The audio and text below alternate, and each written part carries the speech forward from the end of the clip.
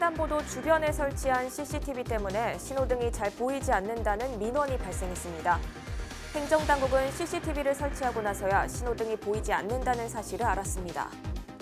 아니, 신호등을 보라고 설치를 해놨지 저렇게 가리라고 설치해 놓은 건 아닌데 웃긴 것 같아요. 저렇게 설치해 놓은 게. 신호등이 먼저 들어왔어요. CCTV에서 하는데 업체가 그냥 설치한 거죠. 없어가지고 저희도 어쩔 수 없이 한 거고요. 하고 나니까 이제 문제가 있어서. 재개발 공사를 하면서 보행로를 막아 학생들의 안전이 위협받고 있습니다. 해당 지역 민원을 살펴봤습니다. 서울시와 서울시 교육청이 515억 원을 들여 올해 163개 초중고교의 낡은 화장실을 개선하기로 했습니다.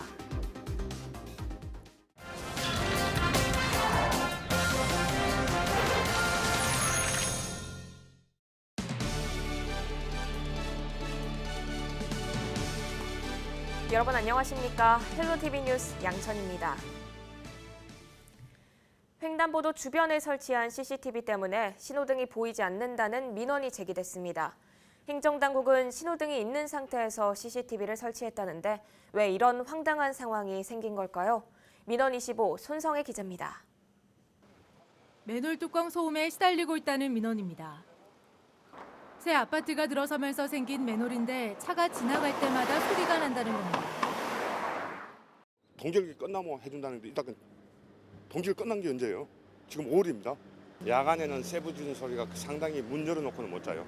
사람이 올라가도 소리가 나잖아요. 계속되는 민원에 관할구청이 임시 조치를 했지만 눈 가리고 아웅에 불과하다는 지적입니다.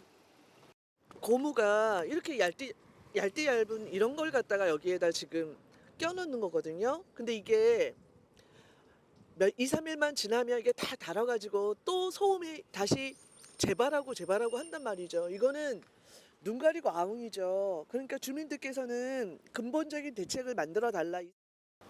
문제는 이뿐만이 아닙니다. 신호등이 설치되어 있는 횡단보도입니다. 보시는 것처럼 제 뒤에 이렇게 신호등이 제 위치에 설치되어 있는 걸 확인할 수 있는데요. 제가 이 횡단보도를 건너가기 위해서는 건너편에 있는 신호등을 확인해야 되는데 제가 선 위치에선 건너편에 설치되어 있는 신호등이 보이지 않습니다. 어떻게 된 일인지 직접 건너가서 확인해 보도록 하겠습니다. 네, 횡단보도를 건너왔는데요. 이렇게 보시는 것처럼 건너편에도 신호등이 버젓이 설치되어 있습니다. 하지만 신호등 바로 앞에 보안등 CCTV를 설치하면서 이 CCTV를 설치하기 위한 기둥이 뒤에 있는 신호등을 완전히 가려버린 겁니다. 보이지 않는 신호등, 주민들은 황당하다는 반응입니다. 아니 신호등을 보라고 설치를 해놨지 저렇게 가리라고 설치해 놓은 건 아닌데 웃긴 것 같아요. 저렇게 설치해 놓은 게. 그래서 엄마 여기 왜 신호등이 안 보여 그러는 거예요. 당연히 신호등만 보고 다니는데 안 보이는 거는 너무 황당하잖아요. 그리고 신호등이 후에 생긴 것도 아니고 어이가 없었죠. 주민들은 구청 등 관계 기관에 대해서도 불만을 터뜨립니다. 그러면 안 되겠지만 사고라도 나면 이거는 정말 누구의 책임이고 이거 생겼으면 제대로 구실을 하게 해줘야 되는데 구청에서는 그렇게 책임 전가를 해버리면 우리는 이거를 어디다가 얘기를 해야 되는지. 관할 지자체의 답변은 더 황당합니다. CCTV를 설치하고 나서야 신호등이 보이지 않는다는 걸 알았다는 겁니다. 신호등이 먼저 들어왔어요. CCTV에서 하는데 업체가 그냥 설치한 거죠. 없어가지고 저희도 어쩔 수 없이 한 거고요. 하고 나니까 이제 문제가 있어서. 애초에 옮기기 전부터 계속 협의를 했었어요. 일일이 협의를 했는데도 신호등이 가리지 않게 옮기겠다고 말씀을 주셨는데 양천구는 취재진이 현장을 취재한 이후 맨홀 뚜껑을 고정형으로 바꾸고 신호등을 가린 CCTV도 제거했다고 밝혔습니다. 행정당국이 뒤늦게 수습에 나섰지만 주민들의 불만과 불신까지 수습이 됐을지는 의문입니다. 헬로티비 뉴스 손성입니다. 해누리 세대 이음 페스티벌이 11일 오전 양천공원에서 열립니다. 해누리 세대 이음 페스티벌은 어르신부터 아이까지 다양한 세대 주민이 참여해 문화 공연과 전통 놀이 체험을 즐기는 가족문화 축제입니다. 축제에서는 축하 공연과 전통문화 특별 공연, 연날리기 등 다양한 행사가 펼쳐집니다. 축제에 대한 자세한 내용은 양천구청 어르신 장애인과로 문의하면 됩니다. 양천구가 오는 11일 행복한 백화점 축제의 거리에서 햇들 마켓을 엽니다. 햇뜰마켓은 사회적 경제기업이 참여해 제품을 홍보하고 전시 판매하는 장터인데요. 사회적 경제기업 20여 곳이 참여합니다. 군은 또 페이스 페인팅과 캘리그라피 등 체험 부스, 먹거리 마당과 벼룩 시장도 열 예정입니다.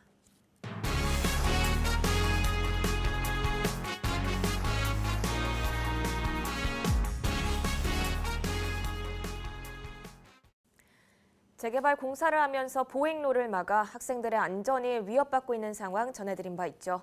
관련해서 공사장 주변 안전 불감증 문제 짚어보겠습니다. 오진환 양천구 의원 스튜디오에 나와 있습니다. 의원님 안녕하세요. 안녕하세요. 네, 양천구 내 이제 재개발 공사가 한창인 곳이 참 많은데요. 이곳의 통학로 실태가 어떤가요?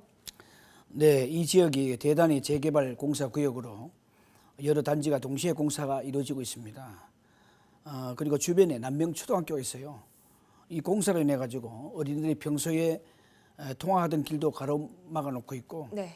또 그것 때문에 멀리서 돌아다녀야 되는 그런 불편함을 겪고 있습니다. 거기다가 통학로의 공사 자재를 버려두고 있고 학교 앞이 또 공사 현장 출입구로 대형 덤프 트럭들이 이동을 합니다. 네. 정말 위험이 노출되고 있지만 안전 유도 수신호 인력 배치도 제대로 안 돼 있는 그런 상태이고요. 그리고 철거 공사로 소음 분진을 예방하기 위한 대형 살수 장비로 사용을 해야 되는데 그래 하지 않고 있고 철거 작업 시에 골재가 바깥으로 낙하되지 않게끔 네. 가림막을 항공마대로 이용을 해야 되는데 부실하기 짝이 없는 부직포로 설치해 놓고 심지어는 높은 곳에서 강관 작업을 하고 있음에도 사람이 지나가고 있는 상태에서 안전 조치를 하지 않고 있는 그런 현장을 볼 수 있을 거요. 이런 상태에서 작업을 하고 있는데 통학하는 어린이를 보내는 부모님들의 마음은 늘 불안하기 짝이 없죠. 그래서 공사 규정에 맞는 사전 안전 조치가 전혀 돼 있지 않다 이렇게 볼 수 있습니다. 네, 아이들의 안전뿐 아니라 이제 말씀하신 것처럼 분진으로 인한 주민들의 불편 사항도 굉장히 늘어나고 있는 상황인데요. 구체적으로 어떤 점이 좀 문제일까요? 네, 어린이가 안전한 등굣길이 공사로 인해서 고통의 등굣길이 되고 있어요. 네. 화면을 보시면 알 수 있듯이 가림막을 보시면 분진 먼지가 걸러지겠습니까? 밖으로 나오는 먼지, 분진을 다 마셨다고 생각해 보세요. 견딜 수 있겠습니까? 어린이들에겐 호흡기 질환 같은 건강에 이상이 생길 수도 있잖아요. 네, 그렇죠. 이런 환경에서 지역 주민들도 똑같은 고통을 겪고 있어요. 그래서 주민들도 항의 현수막을 설치를 하기도 했어요. 이런 상황에서 양천구청 주무부서에서는 행정 조치를 했다고 이야기를 하지만 개선이 안 되고 있고 이런 상황에서 주민들이나 학부모님들은 정말 마음의 고통을 겪고 있습니다. 네, 이 남명초등학교 외에도 이제 신남중학교도 통학로에 이제 문제가 있는 걸로 이제 알고 있는데요. 좀 해결할 수 있는 방법이 없을까요? 네, 신남중학교 통학로에도 확인을 해보았는데 주 통학로인데도 불구하고 보행로가 일단 없습니다. 네. 차량이 지나가는 길로 다니고 있고 또한 다른 통학로에는 2차선 도로에 한 차선은 거주자 우선 주차장으로 설치가 돼 있고 한 차선으로 양방향 차량을 통행하게 돼 있어요. 그러다 보니까 학생들이 등교할 때 보행로가 없어서 등교 시에 차량이 지나가면 차량을 피해야 하는 그런 사고 위험이 노출되기도 했습니다. 최소한의 안전한 등굣길을 위한 보행로가 설치가 돼야 된다고 봅니다. 네, 양천구에는 특히나 이제 재개발 공사를 하는 곳이 많잖아요. 학생들의 안전한 통학로를 위한 방법은 또 있을까요? 네, 재개발 사업 공사가 동시에 큰 규모로 진행되고 있는데 네. 특히 학교 주변 공사 현장에서는 특별 관리 체계를 수립해서 관련 부서와 시공사, 학교, 학부모 간의 수시 모임을 통해서 예상되는 문제점에 대해 충분한 대화를 통해서 대비할 수 있도록 해야 한다고 봅니다. 네. 특별히 관련 부서에서는 철저한 관리, 감독으로 어린이들의 안전한 등굣길 확보와 주민 생활의 불편을 최소화하는 데 최선을 다할 것을 당부드립니다. 네, 철저한 관리와 감독이 필요하다 이렇게 말씀을 해주셨습니다. 지금까지 오진환 양천구의회 의원이었습니다. 오늘 말씀 고맙습니다. 감사합니다.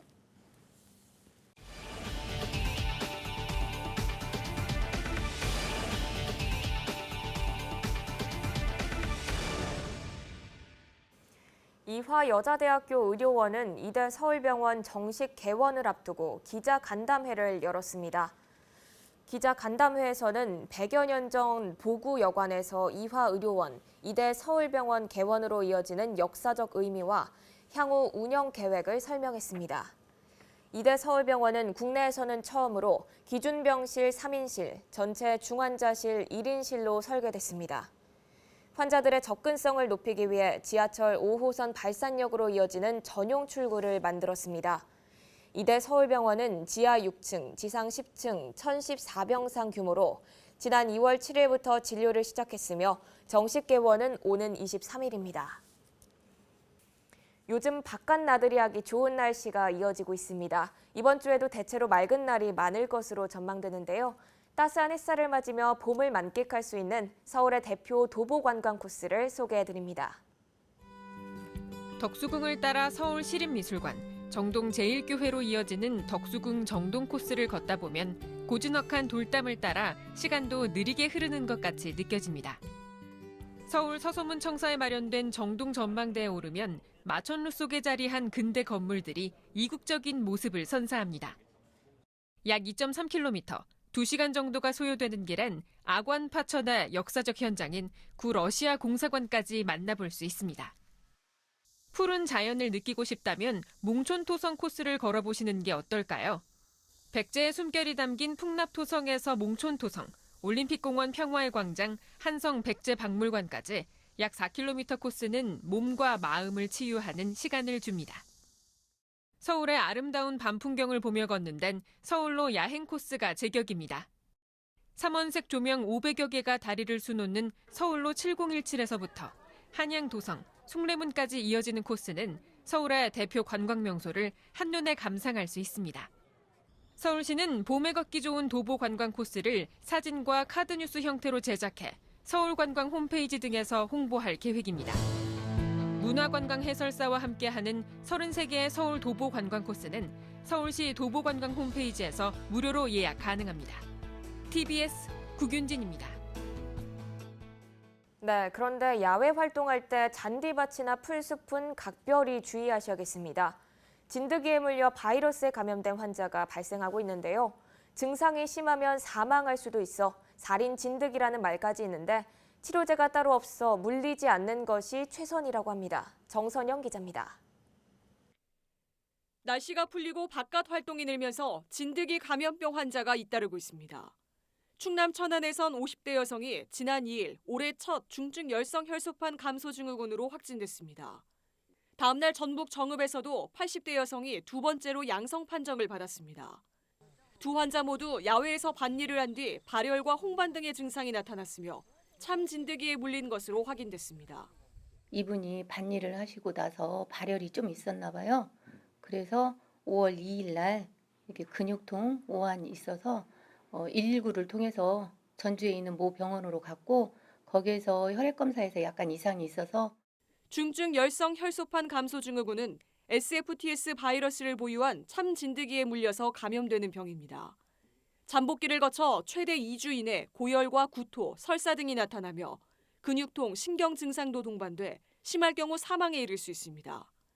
지난해 국내에서 발생한 SFTS 환자는 259명으로 이 중 47명이 사망했습니다. 특히 농업과 임업 종사자의 비율이 높은 농촌 지역의 고연령층에서 감염자가 많았습니다. 경기가 47명으로 가장 많았고 경북과 강원, 경남, 충남 등이 뒤를 이었습니다. 연령별로는 50세 이상이 233명으로 대부분을 차지했습니다. 진드기는 사람의 피부에 단단히 붙어 수일에서 수주간 흡혈하는데 봄부터 가을까지 왕성하게 활동합니다. 풀숲이나 덤불 등 진드기가 많이 서식하는 장소에 들어갈 경우 긴 소매와 긴 바지, 다리를 완전히 덮는 신발을 착용해야 합니다. 외출 후엔 옷을 꼼꼼히 털고 목욕을 하는 것이 좋습니다. 환자를 따로 격리할 필요는 없지만 혈액과 체액을 직접 접촉할 경우 전파될 수 있어 의료진도 각별히 주의해야 합니다. 현재 SFTS 바이러스의 경우 치료제나 백신이 없으므로 참 진드기가 활동하는 4월에서 11월에는 농작업, 등산 등 야외 활동 시 피부 노출을 최소화하여 진드기에 물리지 않도록 예방하는 것이 최선의 예방법입니다. 올해 참진드기 밀도를 관찰한 결과 전국적으로 지난해보다 50% 이상 높은 상황. 질병관리본부는 예방 수칙을 잘 지켜달라고 당부했습니다. 헬로티비 뉴스 정선영입니다. 서울주택도시공사가 공공임대주택으로 공급하기 위한 매입 임대주택 올해 목표 물량 중 2,705호를 매입 결정했다고 밝혔습니다. 주택도시공사는 지난 2월 15일부터 3월 4일까지 임대주택용 주택 매입 신청 3,400여 건을 접수하고 매입심의위원회를 거쳐 매입 대상을 선정했습니다. 선정 물량 중 35%는 청년주택과 신혼부부 주택으로 공급할 계획입니다. 주택도시공사는 올해 매입 목표 5,000호 중 나머지 절반가량도 하반기 중 순차 매입할 계획입니다. 매입 임대주택 사업은 주택도시공사가 중앙정부와 서울시의 자금 지원을 받아 다세대, 원룸 등의 주택을 매입한 뒤 공공임대주택으로 공급하는 사업입니다. 서울시와 서울시 교육청이 515억 원을 들여 올해 163개 초중고교의 낡은 화장실을 개선하기로 했습니다. 대상 학교에는 이달부터 학생과 학부모, 교직원이 참여하는 디자인 TF팀을 투입하고 전면 보수 대상 83개 교에 총괄을 맡는 디자인 디렉터 44명을 배치했다고 시는 덧붙였습니다. 시는 2015년부터 학교 화장실 개선 함께 꿈 프로젝트를 진행해 지금까지 978개 교 화장실을 개선했고 2021년까지 15년이 넘은 노후 학교 화장실을 지속 개선할 계획이라고 밝혔습니다. 서울 시민 10명 중 6명은 일을 하고 있으며 이들의 근로시간은 하루 평균 8시간 26분인 것으로 나타났습니다. 서울시가 발표한 2018 서울 서베이 조사 결과를 보면 일을 하는 서울 시민의 비율은 10년 사이 6.9% 늘어난 것으로 나타났습니다. 일을 하는 시민들의 고용 형태는 상용 근로자가 72%로 가장 많았고 일용 근로자 11%, 자영업자 9% 순이었습니다. 근로소득은 절반 이상이 300만 원이 넘지 않고 200만 원에서 250만 원 구간이 전체 20%로 가장 많았습니다. 직장인 10명 중 8명은 퇴근 후 여가 시간에 TV를 보고 컴퓨터 게임과 인터넷 검색 등이 28%, 운동은 17%, 문화예술 관람은 7.5%였습니다. 서울시의회 교육위원회 소속 권순선 의원이 서울주택도시공사의 안일한 행정 처리로 주민의 개인 재산권이 침해되고 있다고 지적했습니다. 권 의원은 제286회 서울시의회 임시회 5분 발언을 통해 은평 한옥마을은 최초 분양일로부터 7년이 지났지만 모든 토지가 SH공사 소유로 돼 있다고 말했습니다. 권 의원은 주민들에게 토지 이전 등기가 안 돼 주민들이 한옥을 지을 때 은행 대출을 받을 수 없었다고 밝히면서 이는 SH공사의 행정 편의 중심 업무 처리 때문이라고 지적했습니다. 권 의원이 제공한 자료를 살펴보면 지난 20년간 서울주택도시공사가 분양한 단독주택지 9개 지구 500여 필지 중 이전 등기까지 제대로 된 사례는 단 한 곳에 불과했습니다. 권 의원은 SH공사의 관리 감독권을 가진 서울시장이 SH공사 문제를 엄중히 인식하고 대책을 마련해야 한다고 주장했습니다. 서울시가 양천구와 은평구 등 8개 자치구에서 정원 지원센터를 시범 운영합니다. 정원 지원센터는 서울시가 정원 문화를 확산하기 위해 이번 달부터 운영하는 센터인데요. 정원 전문가가 주민들에게 식물을 키우는 방법 등을 교육하고 지역 여건에 맞는 정원 조성 설계법을 안내합니다. 시는 올해 8개 자치구에서 지역 거점 정원 지원센터를 시범 운영한 뒤 내년부터는 25개 자치구로 확대 운영할 계획입니다. 지난 4일 오후 2시 30분쯤 녹번동의 한 건물 주차장에서 불이 났습니다. 불은 주차장 옆 쓰레기 더미에서 시작됐고 다행히 인명피해는 없었습니다. 이 불로 가스 계량기와 건물이 일부 그을리면서 약 50만 원의 재산 피해가 났습니다. 경찰과 소방당국은 담뱃불로 인한 화재에 무게를 두고 정확한 화재 원인을 조사하고 있습니다.